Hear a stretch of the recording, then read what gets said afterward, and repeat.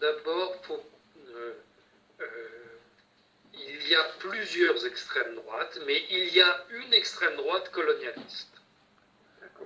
Donc, ce monsieur en est un parfait représentant. Vous savez, par exemple, il est allé superviser, avant d'être chef d'état-major du président de la République, il est allé superviser la construction du mur en Israël. Vous savez, ce mur que l'on a construit en profondeur pour empêcher les Palestiniens de creuser des tunnels et d'aller en... Je pense que ça décrit le personnage. Vous n'avez pas fini votre phrase, vous dites c'était pour empêcher les Palestiniens de rentrer... De creuser des tunnels pour rentrer sur le territoire israélien. Alors, mais en fait, ce dont vous parlez, en fait, c'est du national-sionisme. C'est-à-dire du côté de l'extrême droite qui est totalement dans la poursuite du colonialisme et dont, en fait, le socialisme est une sous-version dévirilisée, quelque part. Si on prend le positionnement de François Hollande. Et moi, je ne sais pas comment expliquer tout ça. Ce que je constate, c'est qu'il y a effectivement un groupe de pression coloniale en France aujourd'hui. Ça n'est pas une vieille histoire, ça continue aujourd'hui. On a eu une lecture de la décolonisation française avec l'histoire de la France-Afrique. Je pense que cette lecture à laquelle j'ai participé, je pense aujourd'hui que c'est complètement faux. Je pense qu'il y a toujours eu la continuation de ce groupe de pression qui a été entretenu par certains industriels, mais certains seulement. Et quand on a décidé la guerre ici en Syrie, vous savez, le président Giscard d'Estaing a donné une interview aux Parisiens pour dire il faut rétablir un mandat de l'ONU. Rétablir un mandat de l'ONU, c'est-à-dire qu'il faut recoloniser. Parce qu'il faisait allusion au mandat qui avait été donné par la SDN à la fin de la Première Guerre mondiale sur la Syrie et le Liban. C'était dans le cadre, dans la continuation des accords Sykes-Picot, de division de cette région entre l'Empire britannique et l'Empire français, et un des auteurs des accords Sykes-Picot, François-Georges Picot, est le grand-oncle du président Giscard d'Estaing. Donc c'est la même continuation, c'est même la même famille et la même continuation. D'où l'opposition qui vous est balancée en pleine figure de ce parti qui est jusqu'au boutisme dans la continuation de ce délire colonialiste finalement. Avec Moi, je pense qu'il y a je constate qu'il y a des gens qui soutiennent la théorie coloniale encore aujourd'hui, et que ces gens ont utilisé les moyens de l'État français pour poursuivre leurs objectifs personnels. Mais ce lefévriste dont vous parlez, ce général dont vous parlez, quel a été son rôle en Syrie, puisqu'on parlait de poursuivre François Hollande pour ses crimes en Syrie? Est-ce que vous pouvez détailler un peu ça? Parce que c'est ça qui est... Oui. Alors, le ministère de la Défense a refusé de s'engager dans une opération coloniale. Et donc, ce général a pris prioritairement des éléments au sein de la Légion étrangère et a dirigé les opérations ici en Syrie, en dehors du ministère de la Défense. D'accord. Et ils ont commis des exactions sur les populations? Bien sûr. Vous savez, ils ont encadré les djihadistes. Alors, quand vous faites ça, vous êtes responsable de ce que font les djihadistes si vous les encadrez. Par exemple, ce sont eux, avec des soldats turcs également, qui ont attaqué le village de Maloula. Vous savez, le plus ancien chrétien au monde. Et ils ont attaqué ce village parce que c'est un symbole particulier, il y a des choses très particulières là. Ça n'a aucun intérêt d'un point de vue stratégique, absolument aucun. Bon, mais ils ont attaqué ce village et ils ont été détruire des choses précises dans ce village. Ça, je dis ça parce que j'ai dit tout à l'heure que le général Puga était un catholique lefévriste, hein, mais je constate qu'il a été, il a supervisé une opération pour détruire les symboles chrétiens le souvenir chrétien de ce village, parce que ça n'est pas sa conception du christianisme. Je crois que ce que vous dites permet de comprendre un peu mieux le prisme de l'insanité française et de cette opposition soi-disant laïque, anti-religieuse, avec l'ambiguïté de groupes qui se prétendent religieux, mais qui sont en réalité totalement aspirituels, finalement. Hein, on va le dire comme ça. Oui, oui. Oui. Alors, pour revenir un peu sur le chapitre bactériologique, si on revient sur la Seconde Guerre mondiale, on a vu que dans le cadre de l'opération Paperclip, les Américains avaient exfiltré par exemple des scientifiques comme le professeur Eric Traube, à qui ils ont confié des centres de recherche bactériologique, et c'est du centre de ce qu'on appelle l'île aux plumes, abrite l'île aux prunes, qui est au large de New York, qui n'est pas très loin c'est les côtes sur l'État de New York et la ville de New York. Il y a un centre qui a créé en réalité la maladie de Lyme, avec la maladie par les tiques, la contagion par les tiques. On a vu que les Américains avaient négocié de ne pas poursuivre certains scientifiques japonais de l'unité 731 qui avaient poursuivi des expériences de répandre la peste par des puces jetées en avion sur les Chinois. Aujourd'hui... Je vous rappelle que vous avez une statue du professeur Sasagawa qui se trouve dans le hall d'entrée de l'Organisation mondiale de la santé. Et est-ce que vous connaissez l'origine de cette réalité? Est-ce qu'il a apporté quelque chose en particulier qui justifie ceci? Au début, l'Organisation mondiale de la santé a été créée avec un financement japonais. Et quand vous dites au début, vous parlez de quelle époque? Excusez-moi, je suis un peu inculte. Juste après la Deuxième Guerre mondiale. Monsieur Sasakawa n'a jamais été poursuivi. Et il a fait partie de ces opérations mises en place de ces recherches mises en place par les nationalistes japonais pendant la Seconde Guerre. D'accord. Bien sûr.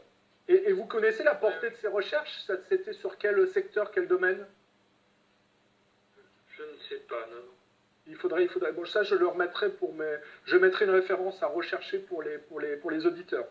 Et donc, est-ce que vous pensez que finalement, vous disiez que, vous m'aviez dit, il me semble, hein, si je me rappelle bien, que les Russes aussi avaient exfiltré des scientifiques nazis, mais que très vite, ils avaient refusé de travailler pour des raisons d'éthique avec eux. Vous pouvez développer un peu cette aspect-là? Donc, les soviétiques ont renvoyé les scientifiques allemands chez eux en Allemagne.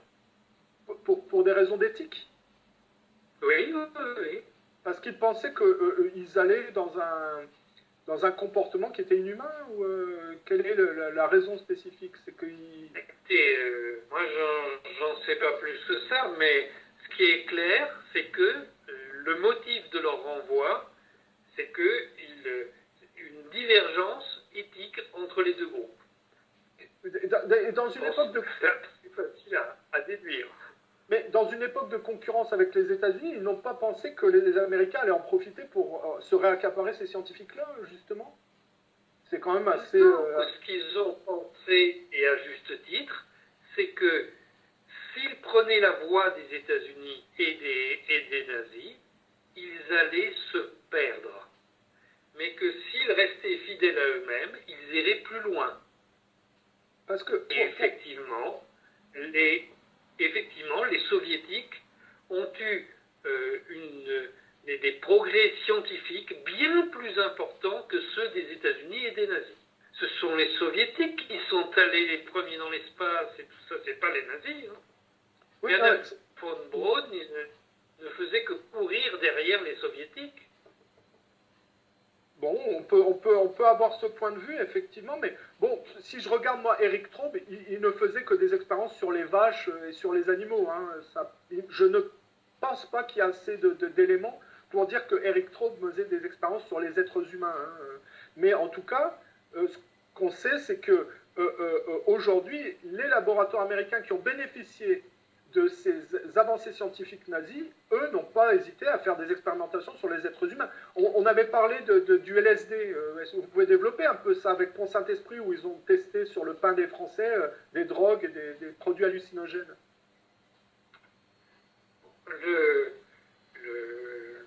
À un moment, les États-Unis, dans leur recherche de trouver des moyens pour conditionner les gens, ont testé toutes sortes de drogues et ont inventé de nouvelles drogues, ou ils ont fait inventer de nouvelles drogues. Donc ce sont eux qui ont financé en Suisse les recherches sur le LSD. Dans ce but-là. Et d'ailleurs, la CIA a utilisé le LSD après, tout à fait consciemment, dans les ghettos noirs à Los Angeles, parce que c'était un moyen pour elle de contrôler cette population noire. Tout ça est parfaitement documenté. Et je pense qu'il y a personne ne peut le contester aujourd'hui. Il y a eu des opérations, effectivement, également. La CIA a mené des expériences sur des échantillons de population à des endroits donnés. Et en France, il y a eu une expérience qui a été menée dans une commune, à Pont-Saint-Esprit, où voilà, personne n'a su s'expliquer à ce moment-là ce qui se passait, mais les gens ont été pris d'une folie collective. On a cru que c'était le pain, l'ergot de seigle qui transmettait cette maladie, mais pas du tout, puisque il y a quelques années, je ne sais plus, moi j'ai été le premier à publier ça, il y a quelques années, on a sorti des archives de la CIA un document qui prouve que c'est la CIA qui a mené cette expérimentation à Pont-Saint-Esprit. Voilà. Alors, ce que je trouve absurde, c'est qu'en France, les autorités communales à Pont-Saint-Esprit continuent à nier cette chose-là, alors qu'il y a des documents. Oui, bien sûr, mais il y a aussi des documents comme quoi les Américains ont testé sur leurs propres soldats et sur des populations, ils ont fait de la dispersion de bactéries pour voir l'effet que ça aurait. Ça aussi, ça a été recensé. Les Israéliens eux-mêmes l'ont fait sur leurs propres soldats, ont fait des tests identiques. Après, est-ce que vous pensez que ce dont on parle, aujourd'hui, on le voit appliqué de manière internationale sur les populations par le type de pandémie de ce qu'on voit actuellement? Est-ce que vous pensez que c'est le produit dérivé de toutes ces recherches parallèles? Je n'en sais rien. D'accord. Je n'en sais rien. Mais je suis comme vous. J'ai cette hypothèse en tête. Ça vous travaille quand même un peu. Vous vous dites que c'est possible et ça. Et c'est pas un peu, ça me travaille beaucoup, mais je n'en sais rien. Vous attendez d'avoir plus d'éléments pour avancer. Alors, je suis plutôt content parce qu'on a réussi à récupérer à peu près tous les éléments qu'on avait abordés dans la partie que je n'avais pas enregistrée. Est-ce que, puisque je ne vais pas non plus accaparer votre temps toute la journée, vous avez une conclusion relative à ce qui se passe en France et un message que vous voulez adresser aux Français particulièrement dans ce contexte? Alors, je constate que le gouvernement français est aujourd'hui ébranlé dans sa certitude qu'il est justifié à mener ce confinement obligatoire de la population saine. Mais il est temps. Je vous rappelle que en Chine, quand il y a eu le confinement de la population de la région de Hubei, il n'y a pas eu de confinement dans d'autres régions, alors que d'autres régions ont été touchées autant que le Hubei. En fait, tout l'est de la Chine a été touché. Le gouvernement central, en imposant cette ce confinement, ou j'ai envie de dire cette résidence surveillée de chacun à son domicile, répondait à une question politique et pas à une question médicale. C'est la question du mandat céleste et du fait que le gouvernement central reprenait la main dans cette région. Pour ce qui est du traitement de la maladie, il n'a jamais été question de confinement obligatoire. Il a toujours été question, au contraire, de laisser circuler les gens et de faire des tests pour savoir qui est malade, puis de traiter les gens qui sont contaminés et de soigner ceux qui sont malades aigus. Bon. Donc, le gouvernement français arrive progressivement à cette vérité qu'il a niée depuis le début. Le confinement n'est pas une mesure médicale, c'est une mesure administrative pour la gestion des hôpitaux. Que nos énarques ont commis de graves erreurs depuis 30 ans, gèrent les hôpitaux n'importe comment, ne payent pas le personnel et n'ont pas le matériel nécessaire. Voilà. Donc, pour réparer leurs erreurs de gestion, ils décident ça et ils appauvrissent la totalité du pays. C'est, à mon sens, absolument incompréhensible. C'est une erreur politique grave qui coûte à tout le monde et qui va coûter bien plus de vies que ce que l'on aurait eu si la maladie s'était répandue normalement. Ça coûtera plus de vie parce que quand on est confiné à domicile, il y a des gens qui sont plus ou moins fragiles psychologiquement. Il y a des gens chez qui ça va provoquer de très graves troubles psychiatriques. Ça, c'est sûr et certain. Et de toute manière, vous avez pour les gens en bonne santé, eh bien, ceux-là vont découvrir peut-être qu'ils ont commis quelques erreurs de jugement auparavant. Vous savez qu'actuellement, dans le Hubei, vous avez une grande vague de divorces, par exemple. Bon, ben, vous allez peut-être voir la même chose en France après ce confinement. Donc, ça c'est une chose. La deuxième chose, c'est que la France commence à avoir des tests.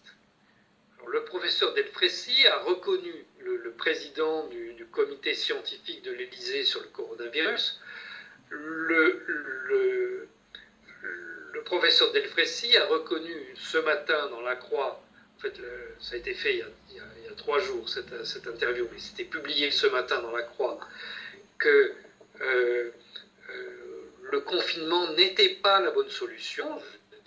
Je dis moi que ça n'est pas la solution du tout. Ça n'est pas une mesure médicale. Ça ne soigne personne, le confinement. On vous dit, vous ne devez pas être malade aujourd'hui, vous devez être malade dans 15 jours. Qu'est-ce que c'est que cette histoire-là? Ça ne change rien.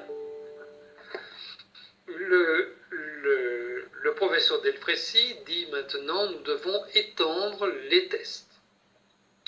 Alors pourquoi ne le fait-on pas aujourd'hui? Puisque à Marseille, les hôpitaux universitaires font ce test. Pourquoi les autres ne le font-ils pas? Première question. Deuxième question, en Chine, on traite les personnes malades avec un médicament contre le paludisme.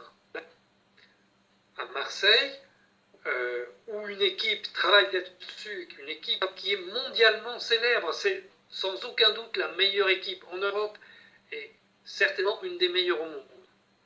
Donc, cette équipe dit qu'il faut utiliser le même médicament sur les personnes contaminées. Pourquoi ne le fait-on pas? Alors maintenant, on lance un protocole pour voir si ce médicament va avoir de bons résultats chez les Français alors qu'il a de bons résultats chez les Chinois. Sommes-nous très différents des Chinois? Troisième question, en Chine, pour les personnes gravement malades, on utilise de l'interféron cubain, c'est une forme particulière d'interféron, qu'en France, on ne le produit pas. Et donc, on ne l'utilise pas. Mais pourquoi pourquoi n'en fait-on pas venir?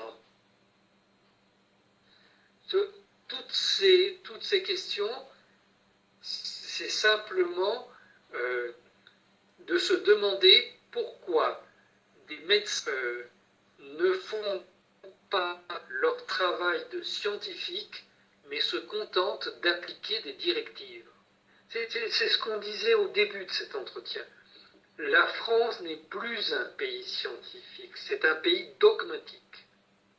Aujourd'hui, on attend des instructions du ministère de la Santé pour donner un médicament qui a été expérimenté et qui a réussi en Chine.